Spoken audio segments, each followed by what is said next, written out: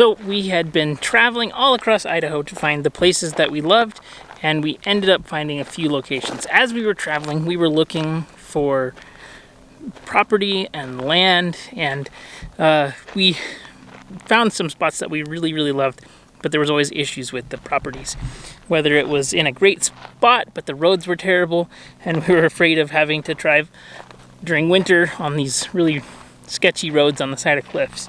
So we ended up actually seeing a Craigslist ad, and in this ad, I contacted the guy, and it was super interesting because he thought that the world was kind of ending and he just wanted to get out from the property. And so it worked out really well because he was willing to do seller financing. We negotiated a really great deal, and we ended up purchasing the property. Here's our land. 5 acres. Some criteria that we had for the property is we wanted it to be, number one, buildable. We wanted to be able to farm on it. We wanted to have access to stuff that we loved doing around where we were. We liked going to the rivers, going fishing, doing stuff outside, hiking, camping, all the cool stuff that the areas that we loved had to do and had to offer. And so we wanted it to be big enough to do everything we wanted it to do.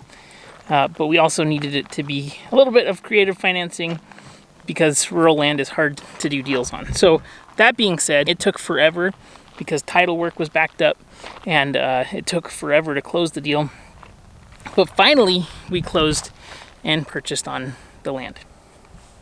All right, so today we are at our property and we are meeting the electrical people. So we're either going to find if we can go from this pole all the way back to the corner of our property where we're going to build our pole barn shop, or there's a 3-phase pole up at the top. And so I'm hoping that we can actually go overhead to the pole barn, and that way it's going to be hopefully a lot cheaper just up there. So if we did over here, we'd have to go underground and under the road. And right now there is allegedly a conduit that's dug underneath, but we've not found it yet. It's somewhere over here at the corner. So the whole game plan is to put the road somewhere over here. I want the road to be in this spot over here. We go up the hill to our building site, which is flat. And then we've got this area down here that is kind of just a pretty darn big area. It goes all the way from that pole on over to that pole. And I think we're going to put some stables or something. There's a creek that runs down here, which is really cool. It's a pretty good sized creek actually.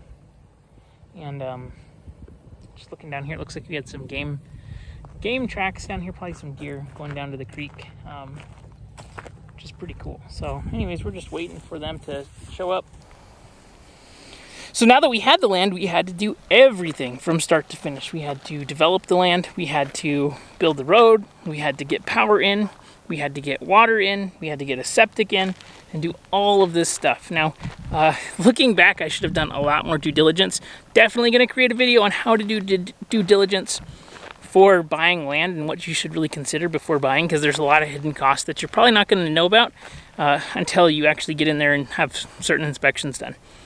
But that being said, we had to do all of these things. So the first thing that we wanted to do was get power, get our road, get water with the well, and then get septic. We were ultimately trying to get our RV onto the land as quickly as possible, and we needed those things in order to do that. We had stayed in RV parks before where you'd go and drive and dump, and that is a lot of work, picking up and moving. And so we definitely wanted to have power, water, and electric all ready to go before we moved onto the land.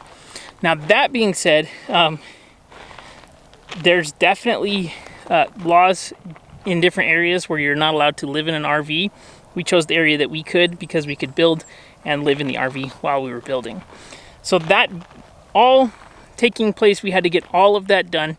And ultimately, we wanted to try to get everything moved in and onto our property before winter hit. And even more than that, we wanted to make sure that we had a shop, and we were going to build a steel building on the land because you can build them quickly, relatively low cost, and like the way that it looks. Plus, We wanted to use the steel building as a guest house for when we end up finally building our main house and the main property on the building site.